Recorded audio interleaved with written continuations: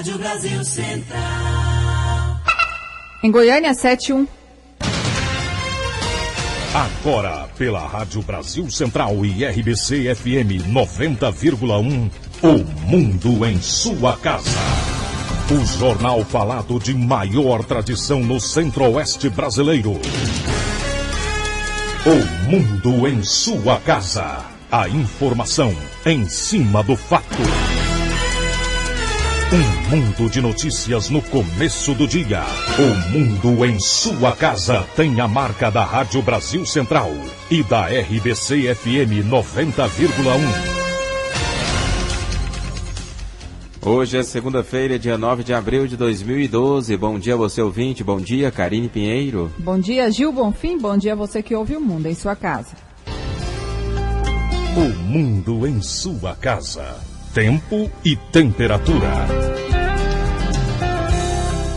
A previsão do tempo para hoje em Goiânia é de céu parcialmente nublado, com pancadas de chuva e trovoadas isoladas. A temperatura máxima atinge os 34 graus. A umidade relativa do ar fica entre 90% e 35%. Neste momento, os termômetros marcam 20 graus em Goiânia. 7-2. O Mundo em sua casa. Manchetes dos jornais brasileiros.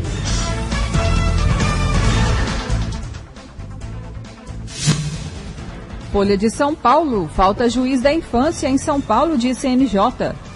Correio Brasiliense. Até secretário de Segurança sente falta da PM na rua. Jornal do Comércio. Governo eleva pressão para derrubar juros. 0 hora. Guerra do juro mais baixo deve acirrar no estado do Rio Grande do Sul. O Popular. Operação Monte Carlo. Semana decisiva para Demóstenes. Diário da Manhã. Alimento do sono.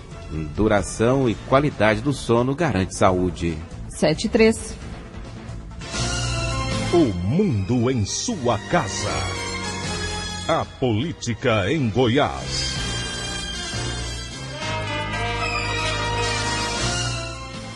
Eleição do Diretório Metropolitano do PMDB foi marcada para o próximo dia 19. A deputada federal Iris Araújo e os deputados estaduais Bruno Peixoto e Samuel Belchior devem disputar a presidência. E o deputado quer mudar lei das execuções penais. Ele quer elevar o limite de prisão de 30 para 50 anos. O deputado goiano João Campos, do PSDB, apresentou um projeto de lei na Câmara Federal, através do qual tornam-se mais rígidas as penas previstas na Lei de Execuções Penais. Dentre as sugestões estão aumentar o tempo de pena máxima no país e redução de benefícios para sua regressão.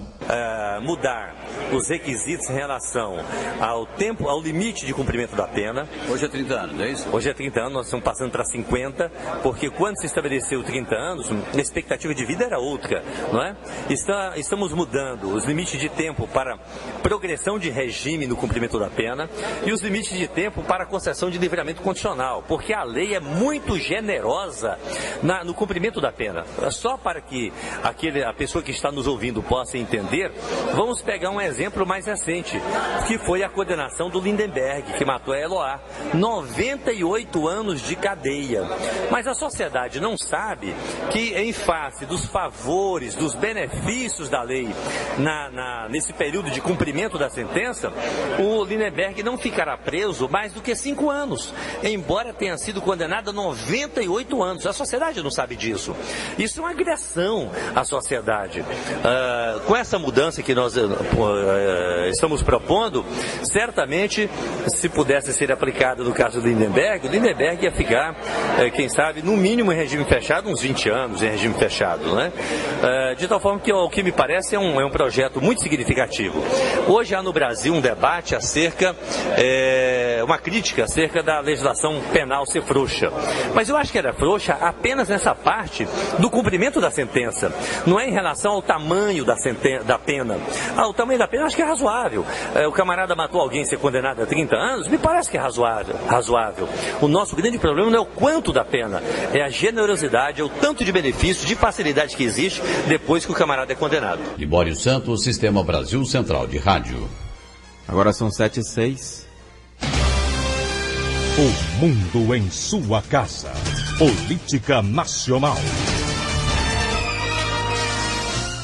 O senador Demóstenes Torres, acusado de envolvimento com o bicheiro Carlos Augusto Ramos, o Carlinhos Cachoeira, saiu do silêncio nesse fim de semana. Ele usou o blog dele para criticar o novo plano de estímulos à economia anunciado pela presidente Dilma Rousseff na última terça-feira. Em texto postado no sábado, o senador chamou de saco de bondades as novas medidas anunciadas dentro do Plano Brasil Maior, um programa de estímulo à desoneração de tributos e políticas cambiais. Na análise de Demóstenes, o novo pacote anunciado pelo governo não supre as necessidades dos pequenos empreendedores. A Diretoria-Geral do Senado exonerou a pedido a enteada do ministro Gilmar Mendes, do Supremo Tribunal Federal, que tinha cargo de confiança no gabinete do senador Demóstenes Torres. Kathleen Feitosa Ramos ocupava desde setembro o cargo de assessora parlamentar de Demóstenes no Senado, posto de confiança e livre nomeação. A enteada do ministro do STF é a servidora de carreira do Ministério Público Federal nível médio e foi cedida para ser funcionária comissionada do gabinete de Demóstenes. O senador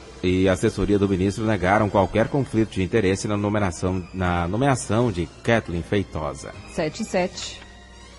Câmara dos Deputados vota alterações na lei seca nesta quarta-feira. O plenário da Câmara vai votar na próxima quarta-feira a ampliação dos meios admitidos como prova de embriaguez de motoristas. O projeto foi elaborado pelo deputado Hugo Leal, do PSC do Rio de Janeiro, com a participação do Ministério da Justiça e incluía também aumento de penas para crimes no trânsito. O relator, deputado Edinho Araújo, do PMDB de São Paulo, vai apresentar substitutivo mantendo apenas as alterações nas provas. Ainda não há acordo para a questão do aumento de penas, o que pode ser resolvido nos próximos meses, de acordo com o presidente da Câmara, Marco Maia. De acordo com o Leal, também foi incluída na proposta a regulamentação da hipótese de um motorista estar dirigindo sob efeito de outras substâncias psicoativas, legais ou ilegais. A gente colocou a extensão das provas periciais, a prova técnica, para outras substâncias também. Porque a pessoa pode estar com a sua capacidade psicomotora comprometida e não necessariamente está sob efeito de álcool. O anúncio da votação foi feito por Marco Maia após reunião com os ministros Aguinaldo Ribeiro, das Cidades, e José Eduardo Cardoso, da Justiça. De acordo com Cardoso, as mudanças da chamada Lei Seca visam viabilizar a punição daqueles que dirigem embriagados. O ministro disse que, da forma como está o texto da lei, é impossível essa punição. O ministro explicou que a lei seca diz que só pode ser punido quem tiver a partir de 6 decigramas de álcool por litro de sangue. Isso só pode ser provado por exame de sangue ou pelo bafômetro. Por essa razão, o Superior Tribunal de Justiça decidiu que apenas os resultados obtidos por esses meios podem ser aceitos como prova de embriaguez no trânsito.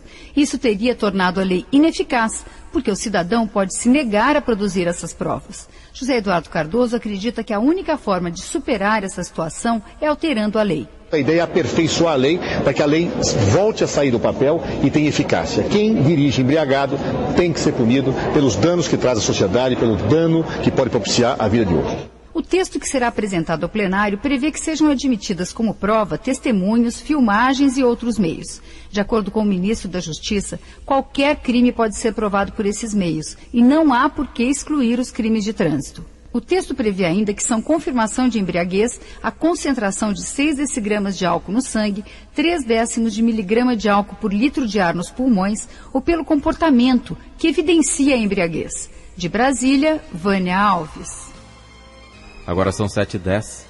A presidente Dilma Rousseff está nos Estados Unidos para uma visita oficial que termina amanhã. Com a viagem, ela retribui a visita do presidente americano Barack Obama ao Brasil em março do ano passado. Hoje, Dilma Rousseff terá uma reunião com Obama na Casa Branca. De acordo com o Itamaraty, devem predominar no encontro temas relacionados a comércio, educação e agendas regional e global. Amanhã, a presidente brasileira visita o Instituto de Tecnologia de Massachusetts e de Cambridge e a Universidade de Harvard, em Boston. Ela vai se encontrar com acadêmicos, pesquisadores e bolsistas brasileiros do programa Ciências Sem Fronteiras. Entidades ambientalistas devem aproveitar a viagem de Dilma Rousseff a Washington, nos Estados Unidos, para fazer manifestações de apoio aos movimentos sociais indígenas e protestar contra as políticas sociais e ambientais do Brasil. Segundo as entidades Xingu Vivo e Amazon Watch, os manifestantes devem usar cartazes e palavras de ordem como reforma agrária já, nenhuma mega barragem na Amazônia,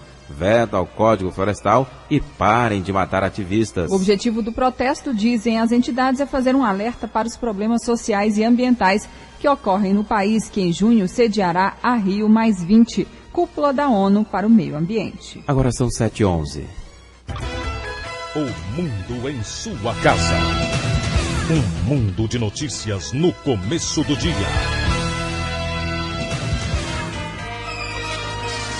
O comandante-geral da Polícia Militar em Goiás, Coronel Edson Costa, solicitou cópias do inquérito da Operação Monte Carlo à Justiça Federal. A decisão se deve ao fato de que desde o início da operação os nomes de alguns militares teriam sido citados no inquérito como tendo algum nível de envolvimento com a máfia dos caça-níqueis em Goiás. O objetivo da corporação é fazer uma investigação interna e apurar se de fato houve algum tipo de envolvimento entre militares e o empresário Carlinhos Cachoeira, que supostamente seria o chefe do esquema de jogos ilegais. O deputado estadual Júnior Alves de Araújo, conhecido como Major Araújo, afirmou que o empresário Carlinhos Cachoeira exerceria influência sobre a polícia militar. Essa influência se daria por meio de possíveis interferências de policiais para minimizar as atividades de fiscalização e apreensão de máquinas caça-níqueis e até mesmo na indicação de nomeações de futuros coronéis. Alguns deles teriam pago propina para ser promovidos. 7h12. Companhia Municipal de Transportes Coletivos CMTC promete para breve a criação de novos corredores exclusivos para ônibus na capital. Garantir a instalação dos corredores exclusivos para o transporte coletivo e colocar mais ônibus nas ruas. Esta foi a promessa feita pelo presidente da Companhia Metropolitana do Transporte Coletivo, José Carlos Grafite, ao promotor de justiça Murilo de Moraes e Miranda. Para Grafite, apesar de ainda ser alvo de muitas reclamações, o transporte público em Goiânia já apresenta algumas melhorias. Vivemos um momento muito bom no nível dos investimentos, um momento em que nós não víamos há anos, para não dizer décadas, no transporte, perspectivas concretas de se construir o VLT do eixo Anhanguera, o veículo leve sobre trilhos, perspectiva de se construir o BRT Norte-Sul, concretas também, com projetos prontos, o eixo da Avenida Universitária sendo concluído, terminais de integração sendo concluído. Entretanto, o Ministério Público legitimamente preocupa-se também com a lotação dos ônibus. E esse é um problema do transporte e que vai ser minorado e vai ser sanado com a construção dos corredores em Goiânia. E a curto prazo dá para se fazer alguma melhoria no transporte coletivo da capital? Essa é a tarefa cotidiana da CMTC. Todos os dias nossos pesquisadores estão na rua fazendo levantamento de linhas. São 273 linhas na região metropolitana de Goiânia e durante todos os dias nós implementamos alterações. O que tem acontecido no sistema é que o tempo de viagem das linhas tem aumentado muito por conta dos congestionamentos e da falta de espaço para os ônibus. Quando o tempo de viagem aumenta, você tem que colocar mais recursos, ou seja, mais ônibus, sem que o usuário perceba essa adição de veículos. Então o usuário fica com a sensação, porque ele fica mais tempo dentro dos ônibus, de que não se ampliou. Mas o fato é que nós operávamos esse mesmo sistema 20 anos atrás com cerca de 800 veículos. E hoje operamos um sistema com quase 1.500 veículos e a gente continua tendo a sensação de que o problema é veículo, enquanto o problema central é investimento em infraestrutura, que felizmente nós vivemos um momento bom. A gente está conseguindo construir corredores em Goiânia e esperamos que no médio prazo esses corredores deem uma resposta efetiva para essa questão. Aulos Rincon para o Sistema Brasil Central de Rádio. 7h14. Participação ao vivo do repórter Libório Santos, bom dia. Muito bom dia, estamos aqui com o balanço das rodovias. Olha, ontem no final da tarde aumentou muito o trânsito nas rodovias goianas, o que já era esperado. Nós tivemos um total de 53 acidentes, 21 feridos e 5 mortos nas rodovias goianas. Esse só no período das 24 horas. Isso porque o balanço geral da Semana Santa, as polícias rodoviárias estadual e federal deve divulgar agora no período da manhã. Mas me parece que em torno de 11 mortos nas rodovias goianas nesse período. Vamos para as 24 horas? Nas estaduais tivemos muitos acidentes, entretanto nenhuma vítima fatal. Foram 34 acidentes com 11 pessoas feridas. Nas rodovias federais tivemos um total de 19 acidentes, 10 pessoas feridas, mais 5 mortos, portanto. Os acidentes mais graves, tivemos um acidente envolvendo uma moto na BR-153, quilômetro 426, entre Anápolis e Jaraguá. O condutor John Leno, 21 anos, fatal. Capotamento da BR-414, no quilômetro 30, entre Rio Verde e Itumbiara, uma Nissan Frontier, placa NKX 5100 de Rio Verde, o motorista Hamilton Costa de Oliveira, vítima fatal. O acidente mais grave foi uma colisão frontal. Foi ontem por volta das 7 da noite, aconteceu na BR-050, na altura do quilômetro 249, entre Catalão e Campo Alegre. Um Fiat Uno, placa JEE 4336 de Catalão, José Jumiel Patrício Monteiro, vítima fatal, José Almir Albino, também fatal, Cícero Trajano de Lira, também fatal. Portanto, morreram todos os condutores desse Fiat, que se chocou com uma S10, placa BHX 3902 de Campos Belos. O motorista saiu ileso e um passageiro saiu levemente ferido. Libório Santos, Sistema Brasil Central de Rádio. O mundo em sua casa. Um mundo de notícias no começo do dia.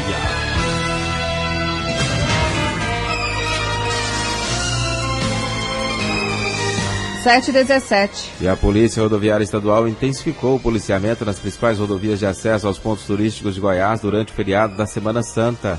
Vamos conversar com o tenente do policiamento de unidade rodoviária da Polícia Rodoviária Estadual, que fala agora sobre o trabalho nas rodovias estaduais. Tenente Paulo, bom dia. Bom dia a todos. Tenente, quais as principais ocorrências nas rodovias estaduais deste feriadão da Semana Santa? Graças a Deus, acho que o cidadão goiano deste ano foi mais consciente. Nós tivemos uma redução significativa de 50% em relação à quantidade de acidentes em relação ao ano passado. Apesar que a quantidade de vítimas fatais foram quase a mesma, em 2011 foram 4, em 2012 foram 3, a quantidade de acidentes foram menores, de forma tal que nós tivemos 50% de redução. Quais são os números, tenente? Nós temos aí, no ano passado nós fizemos 142 acidentes, tivemos 142 acidentes, esse ano apenas 102. Essa é a quantidade de acidentes, contando aí com acidentes sem vítimas, né? Redução aí de quase 30%. No ano passado nós tivemos 99 vítimas feridas. Esse ano foram 54. Daí um 45% de redução. E aí foram nossas estatísticas com relação à quantidade de acidentes. Quais foram as principais causas desses acidentes? Infelizmente ainda por imprudência. Tanto na ida por feriado quanto na volta, o cidadão quer chegar mais cedo e acaba não chegando. Fazem ultrapassagem local proibido, excedem velocidade e aí por conta disso acaba não chegando ao seu destino. Mas a gente fica satisfeito porque nós tivemos pouquíssimas ocorrências que poderiam dizer envolvendo embriaguez, apenas 3 ocorrências, então quer dizer que o cidadão foi mais consciente. Apesar que também o feriado é um feriado religioso, o pessoal se conteve um pouco com relação às bebidas. Nesta manhã de segunda-feira, o movimento ainda é intenso, ainda há movimento em virtude da volta para casa ou a situação é normal? A situação é normal, ontem foi até um pouco de forma diferente, porque o pessoal costuma deixar para vir na última hora. Ontem, por volta de 3 da tarde, o movimento para a cidade capital começou a aumentar de forma significativa. Então, quando chegou logo à noite, apesar do tempo chuvoso, diminuiu bastante o movimento. Tivemos alguns acidentes, mas foi tudo por conta de má manutenção dos veículos, que o pessoal deixa de fazer suas manutenções e acabam tendo alguns acidentes pequenos. Agora, pela manhã, o movimento diminuiu bastante. Tenente Paulo, do policiamento da unidade rodoviária, obrigada pela participação aqui no Mundo em Sua Casa. Bom dia. Bom dia a todos.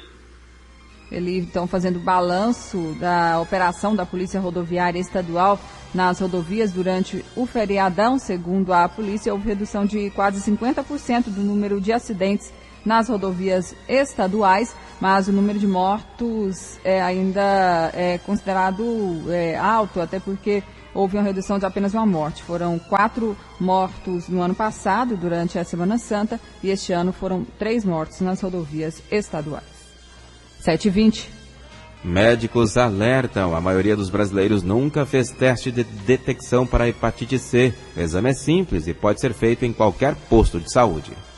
Pesquisa divulgada recentemente pela Sociedade Brasileira de Hepatologia apontou que 84% dos brasileiros nunca fizeram teste de detecção para a hepatite C e 79% ignoram as formas de tratamento para o problema que atinge 1,5 milhão de pessoas no país. De acordo com o Ministério da Saúde, em Goiânia, a prevalência da doença é de 2% da população. Segundo o hepatologista Rodrigo Seba, a situação preocupa porque a maioria dos doentes ou não sabe que tem a hepatite, já que ela não apresenta sintomas, sintomas ou já teve o diagnóstico, mas não tem acesso ao tratamento. Ele alerta as pessoas que são do grupo de risco para que procurem um médico. Principalmente pessoas que já receberam transfusões de sangue na década de 70, de 80, pessoas que compartilharam objetos cortantes, agulhas, seringas. Essas pessoas têm um risco muito grande de serem portadoras da hepatite C e realmente não sabem que o são. Então, esses são os principais grupos de risco em que o exame obrigatoriamente deve ser realizado. Procurem o estabelecimento de saúde,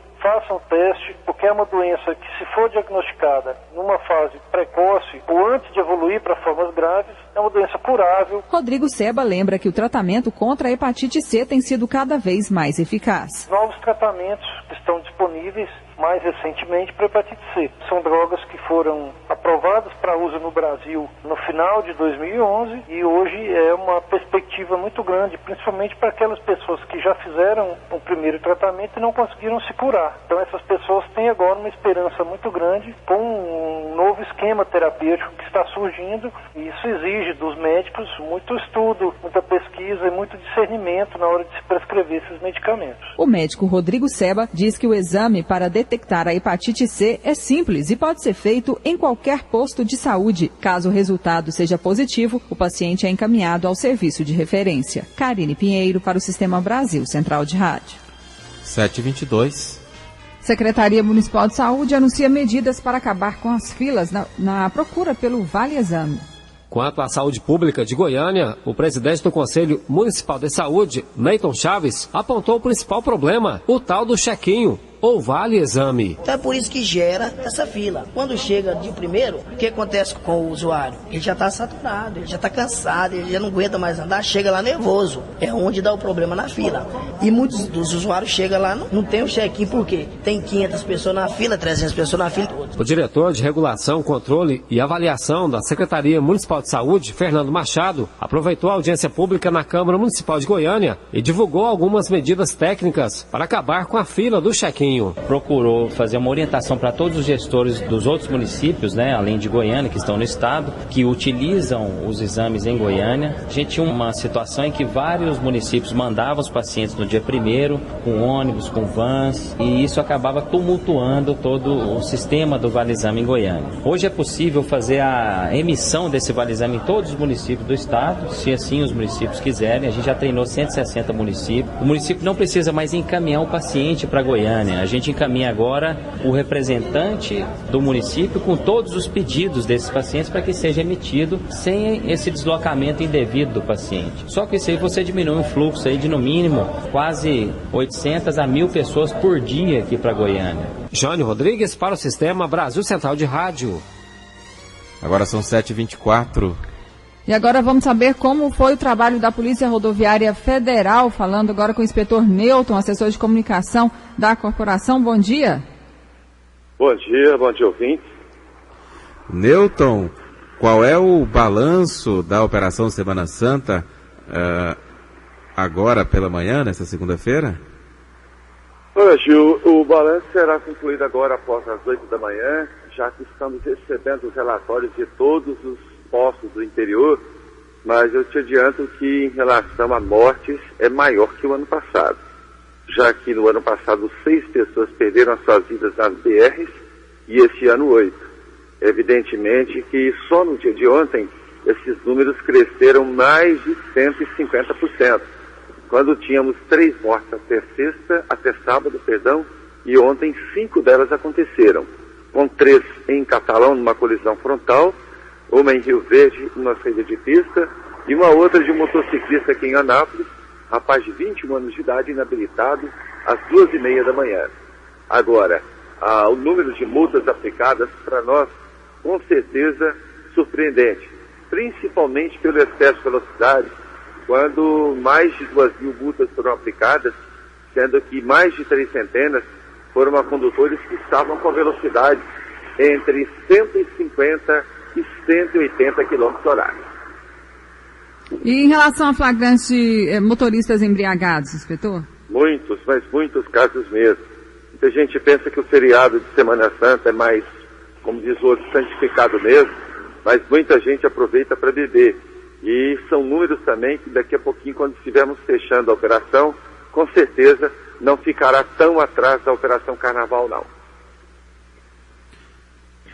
A Operação Semana Santa se mostra mais preocupante do que o Carnaval? Historicamente, sim. Tradicionalmente, nós temos aí, se você observar, Carnaval são 6 dias, Semana Santa são 4, e normalmente com muito problema. Por quê? Porque muita gente acaba saindo nesse período de Semana Santa, Carnaval, fica muito tempo sem sair. E basta sair um pouquinho, aí já vem muita gente para a estrada aprontando, o que é preocupante. Inspetor, esses números são diferentes da Polícia Rodoviária Estadual, que registrou um número bem menor de acidentes este ano durante a Semana Santa. A que se deve isso? Qual que é a diferença do comportamento do motorista que trafega na rodovia estadual e o que trafega na federal? Olha, nós temos que entender que nas rodovias federais hoje, a grande maioria das estaduais convergem para as federais. Então você tem, por exemplo, a 060 que liga Brasília, Goiânia, Jataí, tem a 153 que liga o Brasil de Porto Alegre, aliás, do Rio Grande do Sul até Marabá, no Pará. E você tendo aí essa movimentação muito forte, voltada para o turismo, que hoje é muito forte em Goiás. Então, nós acreditamos que a cada mês, ou a cada feriadão que chega, as ocorrências também crescem em função do grande fluxo de veículos em rodovias, mesmo em todo o aparato, todo o trabalho que a polícia tem desenvolvido para coibir acidentes e infrações. Inspetor Newton Moraes, da Polícia Rodoviária Federal, obrigado pela entrevista aqui ao Mundo em Sua Casa. Um bom dia. Igualmente, um bom dia a todos, boa semana. Obrigada, bom dia, Inspetor Newton Moraes, ele que é assessor de comunicação da Polícia Rodoviária Federal, falando que logo mais a PRF dá o balanço da Operação Semana Santa, mas já adiantou que este ano houve aumento do número de acidentes em pelo menos 150%. Agora são 7h28. Na Vila Mutirão, em Goiânia, um homem foi preso na tarde de ontem por porte de entorpecente. E um menor também foi apreendido. De acordo com a polícia, denúncias apontavam que na casa dele funcionava um ponto de venda de drogas. No local foram encontrados R$280 em dinheiro, uma balança de precisão e porções de maconha. Tratamento para o abandono do cigarro vem fazendo sucesso em Goiânia. O tratamento em grupo para fumantes, desenvolvido na capital, vem apresentando bons resultados. De cada 10 pacientes que entram, 8 vão até o final e param de fumar. Em 2011, foram formados 50 grupos, com 25 participantes cada um. Segundo a coordenadora da Divisão de Doenças Crônico-Degenerativas da Secretaria Municipal de Saúde, a Daci Rocha, o principal fator de sucesso é a determinação do paciente em largar o tabagismo. Ela explica como é possível participar de um dos grupos. Esse distrito, no site da prefeitura, tem o telefone deles. Você está querendo parar de fumar. Então você liga no distrito e dá o seu nome, telefone, eles vão perguntar o endereço, para que você possa entrar numa lista. À medida que os grupos vão terminando, porque o grupo ele tem uma durabilidade de 6 meses. À medida que eles terminam, eles reiniciam, eles entram em contato com essas pessoas que deram o nome nessa lista e convocam para participar do próximo grupo. A Daci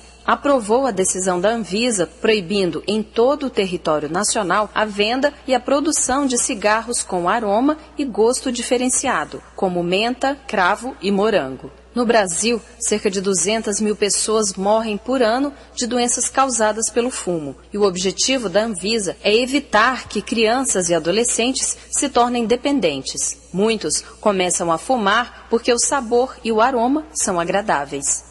A Daci Rocha dá algumas orientações para quem aguarda uma vaga no grupo terapêutico. Você pode fazer uma parada imediata, que você toma a decisão, e uma parada gradual, uma diminuição do cigarro, quebra um pedaço da ponta do cigarro, fazer algumas estratégias enquanto você não está no grupo. Anote então o telefone de um dos 7 distritos de saúde da Secretaria Municipal, o Distrito Campinas Centro. É 3524-8717 ou 3524-8721. Rivacran para o Sistema Brasil Central de Rádio.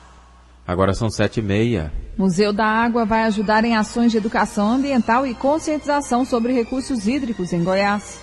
O cenário de devastação do Cerrado, cuja perda da vegetação nativa se aproxima de 50%, segundo o governo federal, compromete os recursos hídricos. Na bacia hidrográfica do Ribeirão João Leite, que abastece Goiânia e região metropolitana, o adensamento populacional direcionado pela expansão urbana avança sobre o manancial e compromete o ciclo do rio. Para o jornalista Washington Novaes, ligado à defesa do meio ambiente, a contaminação por agrotóxicos e esgotos é a principal ameaça à sobrevivência dos mananciais. A bacia do João Leite tem problemas muito sérios de deposição de esgotos, de contaminação por agrotóxicos, por erosão, contaminação por lixo e todas essas coisas. Então, é preciso cuidar muito. Para tentar reduzir esses impactos ambientais que podem atingir inclusive os recursos hídricos no subsolo, o Estado acaba de lançar o Museu da Água. Idealizado pelo jornalista Washington Novaes, o museu, que deverá ser instalado perto da barragem do Ribeirão João Leite, em Goiânia, será um importante instrumento de educação ambiental,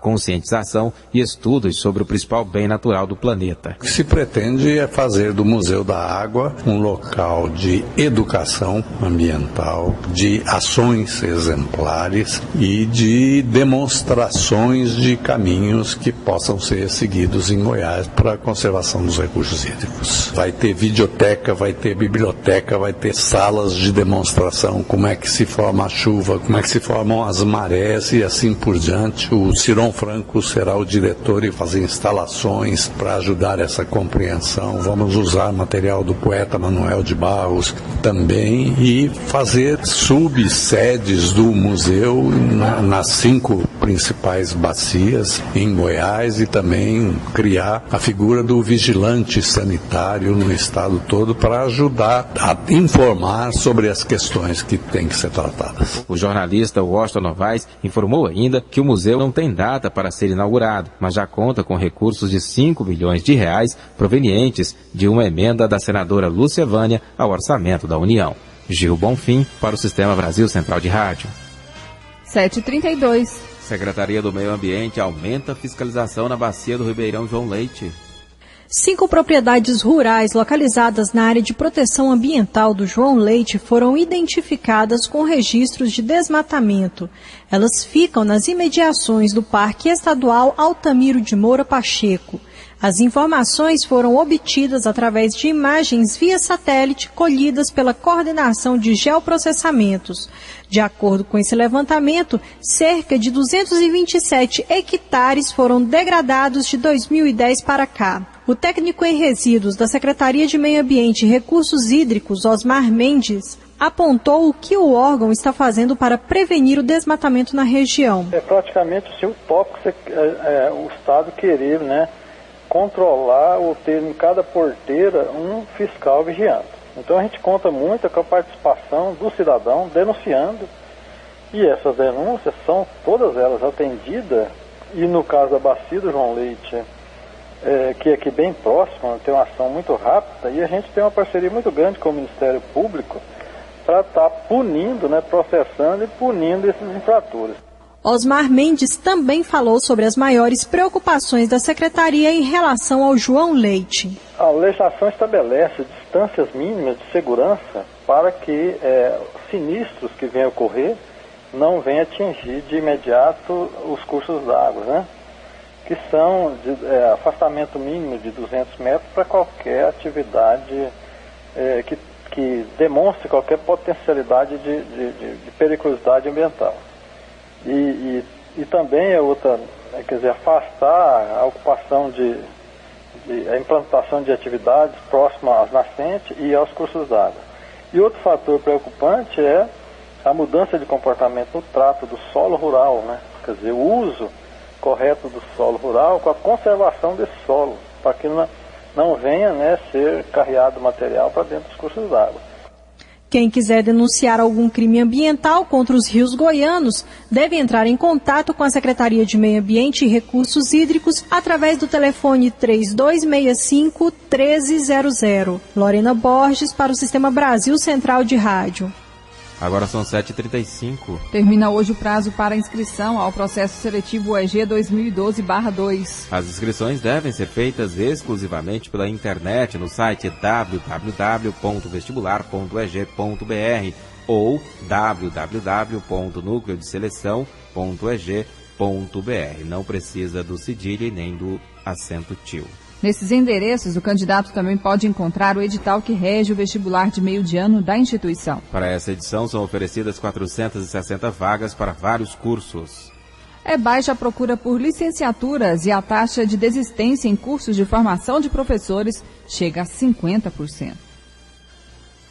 Uma prática comum entre universidades e faculdades particulares não poderia acontecer: a cobrança abusiva de taxas por serviços e liberação de documentos acadêmicos.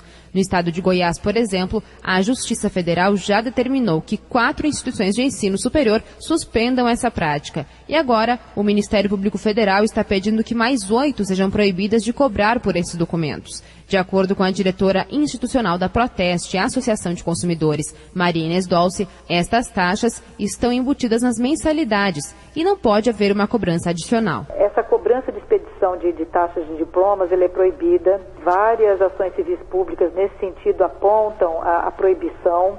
Agora, é importante saber que os estudantes responsáveis, eles pagam já, dentro da anuidade escolar desdobrada em 2 semestralidades ou anuidade, e, portanto, não deveria estar sendo cobrado. Maria Inês Dolce faz uma recomendação aos estudantes que estão sendo obrigados a pagar esses valores para obter os documentos. O consumidor que estiver nessa situação, ele tem que reclamar nos órgãos de defesa do consumidor para que aquela instituição se abstenha de cobrar qualquer tipo de taxa para expedição de diplomas ou de outros documentos necessários para que o consumidor ele possa, então, ter aí os seus documentos. Entre os documentos que não podem ser cobrados dos estudantes estão a primeira via do diploma, histórico escolar, certidão de notas, declarações de dias de provas, de horário, de estágio, de disciplinas cursadas ou de conteúdo programático, certidão para colação de grau ou de conclusão de curso, segunda chamada para a prova por motivo justificado, atestado de vínculo, plano de ensino e certidão negativa de débito na biblioteca. De Brasília, Natália Pianegonda. Você ouviu aí uma matéria sobre taxas cobradas por documentos em universidades que são consideradas abusivas. Agora sim, você ouviu a matéria sobre a baixa procura por licenciaturas e taxa de desistência em cursos de formação de professores, que chega a 50%. Das 500 vagas ociosas em média todos os anos na Universidade Federal de Goiás, 90% são de cursos de licenciatura que formam professores para os ensinos fundamental e médio. Isso quer dizer que anualmente sobram 450 vagas nos cursos de formação de docentes. Além da baixa procura, a maioria dos estudantes que ingressam em licenciaturas como Física e Matemática, por exemplo, abandona os cursos. De acordo com o reitor da UFG, Edvar Madureira Brasil, em alguns cursos a taxa de evasão supera os 50%. Para o reitor, a desvalorização da carreira é o principal desafio da formação de novos professores. A principal causa, certamente, é a perspectiva profissional. O professor precisa, mais do que um piso salarial, que é o início da sua carreira, ele precisa também de uma carreira que sinalize para ele que ele pode criar uma família a partir do que ele recebe. E aí, tornar essa profissão mais atrativa, acho que é um grande desafio que precisa ser enfrentado por todos nós. Segundo o reitor, além de remunerar bem os professores, o país precisa aumentar os investimentos em educação. A gente precisa garantir, no Plano Nacional de Educação, mais recursos para a educação. Hoje o Brasil investe 5% do seu produto interno bruto em educação. O governo federal apresenta um projeto de lei com 7%. O relator trabalha esse número elevando a 8%. E alguns estudos nos mostram que esse número deve ser até superior a 10%. Mas eu acredito que se o Brasil tomar a decisão de investir 10% do seu produto interno bruto em educação, e investindo esses 10% de forma correta, com um projeto realmente de desenvolvimento de país, certamente teremos meios de remunerar adequadamente os professores. O reitor da Universidade Federal de Goiás, Edvar Madureira Brasil, informou ainda que o Plano Nacional de Formação de Professores, lançado em 2009, tenta mudar essa realidade. Através do plano, a UFG criou o Programa de Iniciação à Docência, que oferece bolsa de R$ 400 a estudantes de licenciatura. Gil Bonfim, para o Sistema Brasil Central de Rádio. 7h40. A seguir você confere as notícias do esporte com José Calazans. O mundo em sua casa. Se a sua empresa busca reconhecimento, anuncie em uma emissora de credibilidade.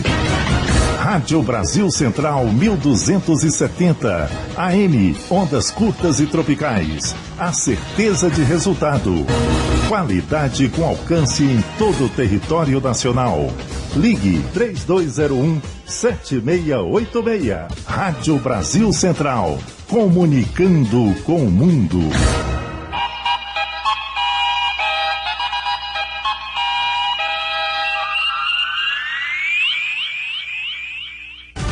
O mundo em sua casa. A informação em cima do fato.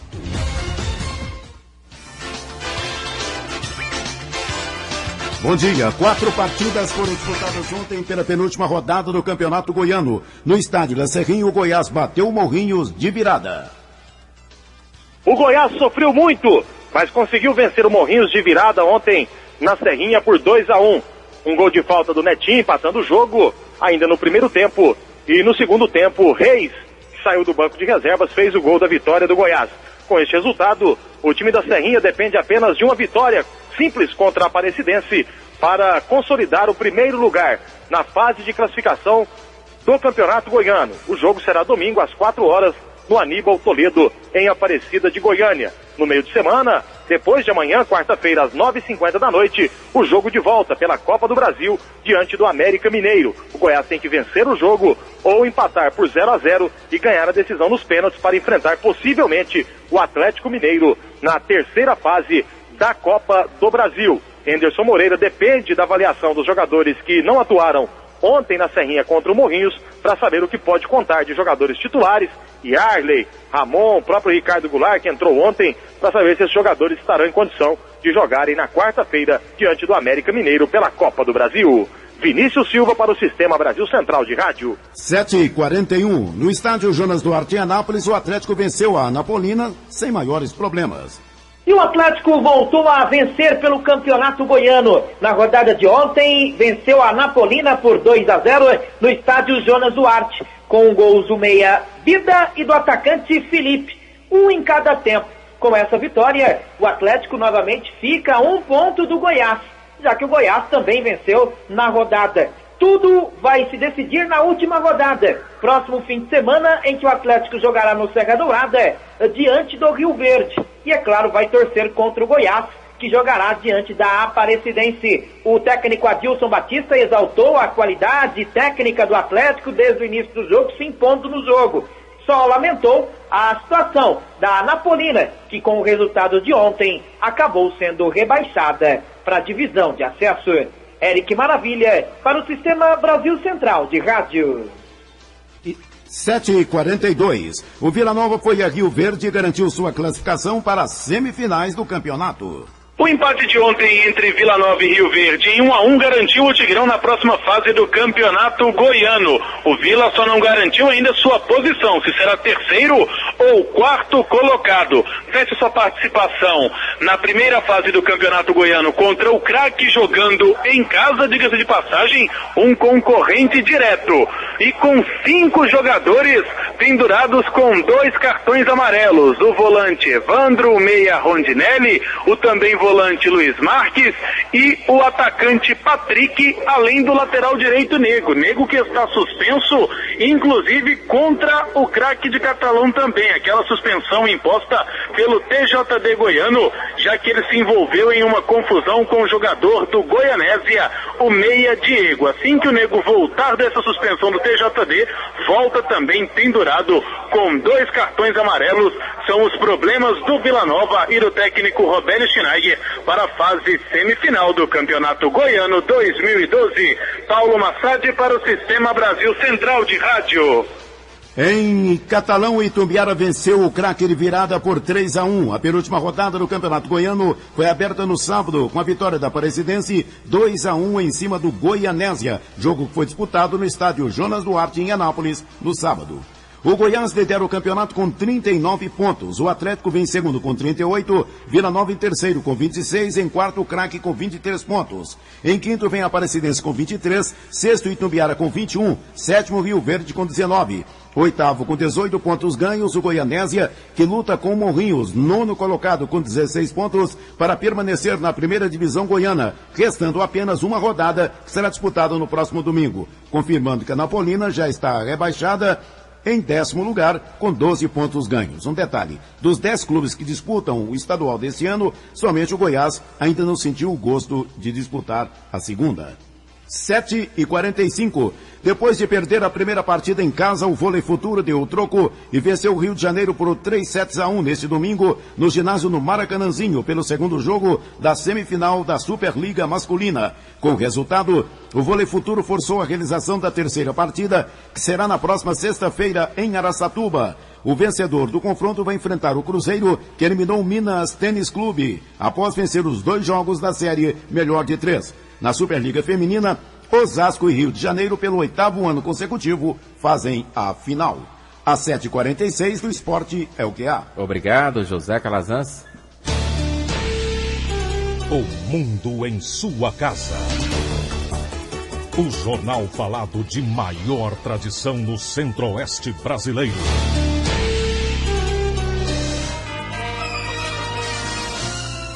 Moradores de assentamento reclamam de transporte escolar no município de Faina.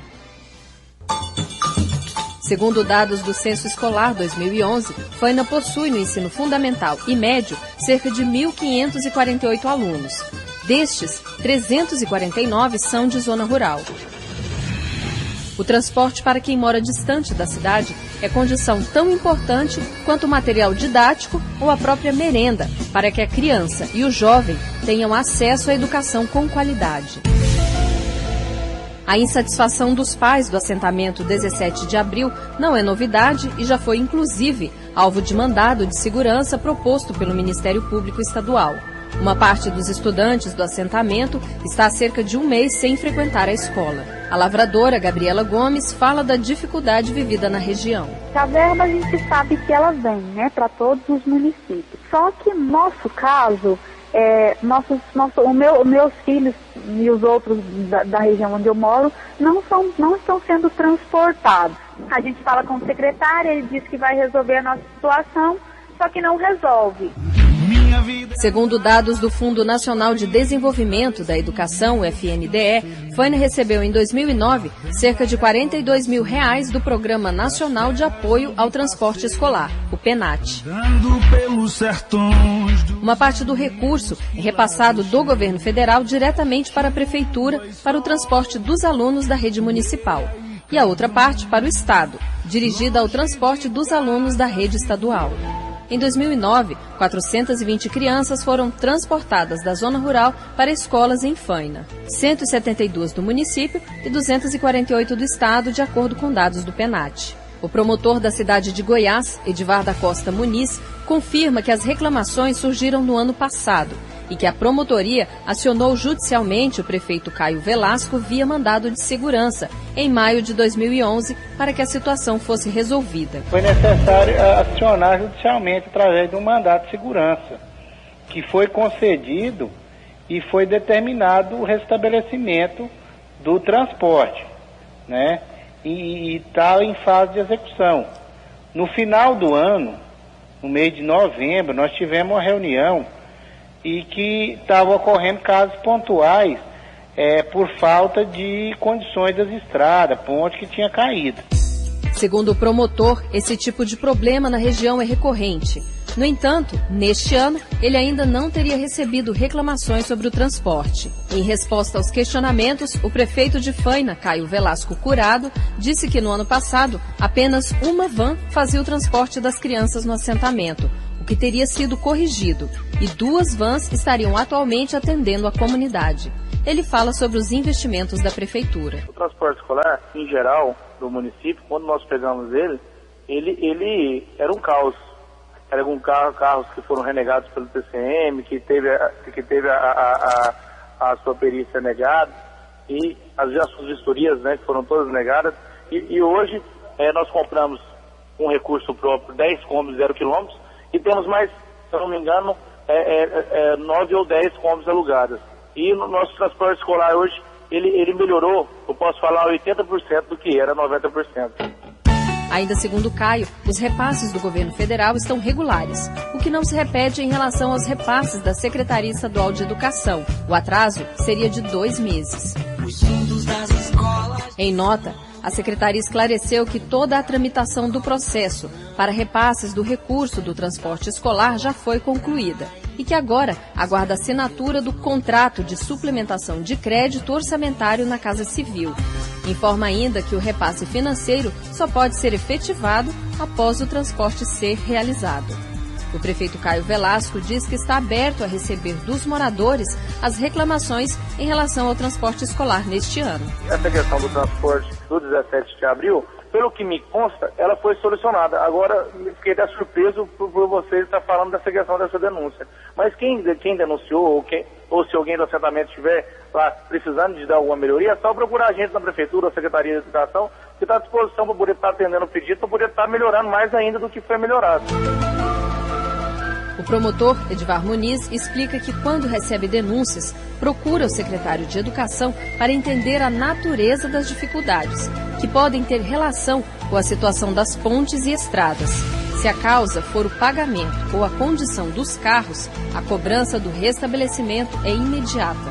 Ele afirma que precisa ser notificado das irregularidades. Dentro desse mandato de segurança, quando ocorre qualquer reclamação aqui, a gente noticia no mandato de segurança, na execução do mandato de segurança, que está havendo descumprimento, né? Então existe a multa, existe uma série de sanções que já está prevista lá nessa ação judicial. Se tiver permanecendo a irregularidade, aí a gente vai tomar providência. Mas eu preciso de tomar conhecimento. No final de janeiro deste ano, o Centro de Apoio Operacional da Educação do Ministério Público Estadual publicou uma portaria que estabelece a vistoria dos veículos pelo DETRAN em todos os municípios do estado.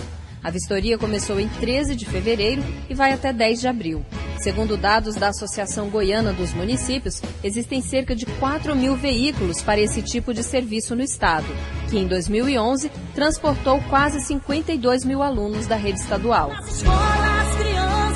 Os valores repassados pelo PENAT apresentam crescimento anual. Para se ter uma ideia, em 2009, o programa transferiu 418,5 milhões de reais a estados e municípios. Já em 2011, foram 644 milhões de reais.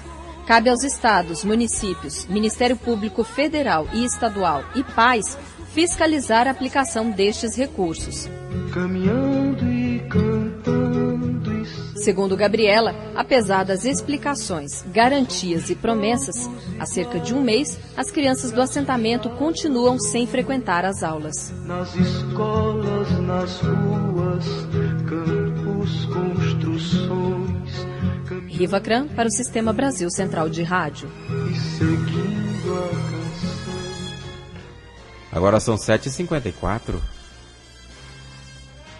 Começa na próxima sexta-feira, às 8 horas da noite, no Auditório Rio Vermelho do Centro de Convenções de Goiânia, a 7ª Convenção do Comércio Logista do Estado de Goiás. Cerca de 1.500 empresas de todo o estado estão sendo aguardadas para o evento, que é uma realização da Federação das Câmaras de Dirigentes Lojistas do Estado de Goiás. O ex-presidente do Banco Central, Gustavo Loyola, vem falar sobre o cenário econômico do varejo. E será aberta logo mais às 9 horas em Rio Verde a Tecnoshow Comigo. A feira deve movimentar mais de 500 milhões de reais. A 11ª edição da Feira de Tecnologia e Negócios em Agropecuária deve atrair mais de 70 mil visitantes a partir desta segunda até sexta-feira. O evento será realizado em Rio Verde, no anel viário da BR-060. Segundo o presidente da Cooperativa Agroindustrial dos Produtores Rurais do Sudoeste Goiano, Antônio Chavaglia, a Tecnoshow Comigo recebe produtores de várias partes do país e do estado. E este ano, até mesmo visitantes da Europa vão estar na feira. Ele garante que a edição de 2012 traz novidades novidades em máquinas e equipamentos, além de novas raças de grandes e pequenos animais. E o número de expositores subiu de 400 em 2011 para 440. A área da feira também cresceu, passando de 45 para 65 hectares. Antônio Chavaglia afirma que a Tecnoshow é uma oportunidade para que os produtores adquiram conhecimento e evitem riscos no futuro. Tudo isso eu acho que demonstra a importância da feira para Goiás e mostrando o potencial que o produtor faz, o que representa o agronegócio para o Estado. Tudo isso eu acho que vem fortalecer cada dia mais o trabalho do produtor na produção de alimentos. A cooperativa faz esse centro de tecnologia justamente para facilitar a vida do produtor e ele correr menos risco em fazer experimento na sua propriedade, tanto de máquinas e equipamentos, como dessas novas cultivares, novos herbicidas e inseticidas, estão todas testadas lá e mostrados os resultados para os produtores e ele buscar um caminho mais seguro para ser trabalhado. Mais informações sobre a feira podem ser obtidas no site tecnoshowcomigo.com.br. Karine Pinheiro para o Sistema Brasil Central de Rádio. Agora são 7h56. Chega amanhã a Goiás uma missão de empresários portugueses. Eles vêm conhecer as potencialidades do Estado. Uma missão de empresários e políticos portugueses visita Goiás no período de 10 a 15 de abril para conhecer as potencialidades do Centro-Oeste. A presidente da Associação Comercial e Industrial do Estado de Goiás, Helenir Queiroz, fala da importância da visita da comitiva europeia ao Estado. Eles estão em busca de parceria de negócio em diversas áreas, mas em particular na área de agronegócio. Então é uma grande oportunidade para os empresários goianos de terem contato com 20 empresários que estão querendo importar produtos goianos, exportar produtos portugueses, fazer parcerias, investir aqui na região. Então as missões internacionais, elas são muito importantes para a geração de negócios. Helenir destaca as possibilidades de parcerias com os portugueses. Eles estão interessados em vários segmentos. Agronegócios em primeiro lugar, que a maioria das empresas são ligadas a processamento de alimentos, à produção de alimentos, mas tem empresas buscando também parcerias na área de turismo, na área de logística. Eu não tenho à mão aqui agora todos os segmentos, mas são 6 segmentos que estão gerando interesse aqui na região. Em maio, nós estamos recebendo outra missão de empresários holandeses, estão buscando oportunidades na área de biodiesel, biomassa, etanol, logística também, agronegócios também. A presidente da ACEG afirma que as microempresas têm um grande potencial de exportação. Queria aproveitar a oportunidade de dar um recado em particular para os microempresários. O microempresário, em geral, ele pensa na exportação ou no acordo internacional como coisa de grande empresa, quando, na verdade, boa parte das negociações internacionais ocorrem com as micro e pequenas empresas, principalmente nessa área de agronegócio. O grupo visita a Assembleia Legislativa na quarta-feira, dia 11, às 9 da manhã. Na sequência, tem encontro com o governador Marconi Perillo no Palácio das Esmeraldas. Os portugueses fazem visitas também a Rio Verde e Rio Quente, além de participação em eventos da FAEG e do SEBRAE. Vanderlei Araújo, Sistema Brasil Central de Rádio. Agora são 7h58. Ninguém acertou as 6 dezenas do concurso 1.378 da Mega Sena, sorteadas neste fim de semana. A Caixa Econômica Federal informou que a estimativa de prêmio para o próximo sorteio na quarta-feira é de R$5 milhões. As dezenas sorteadas foram 02, 05, 17, 18, 54 e 59. O ator Tiago Klimek, que se enforcou acidentalmente durante a encenação da Paixão de Cristo em Itararé, interior de São Paulo, não corre risco de morte. O quadro de saúde dele é grave, mas estável, e ele está em coma induzido. Tiago deve passar por novos exames na manhã de hoje.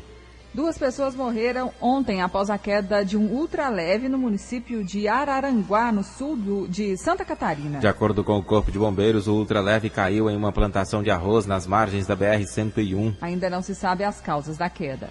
O domingo de Páscoa em Teresópolis, na região serrana do Rio de Janeiro, foi dedicado ao recebimento de doações para as quase 1.000 pessoas que ainda estão desalojadas ou desabrigadas em razão das fortes chuvas do fim de semana. 5 pessoas morreram durante o temporal.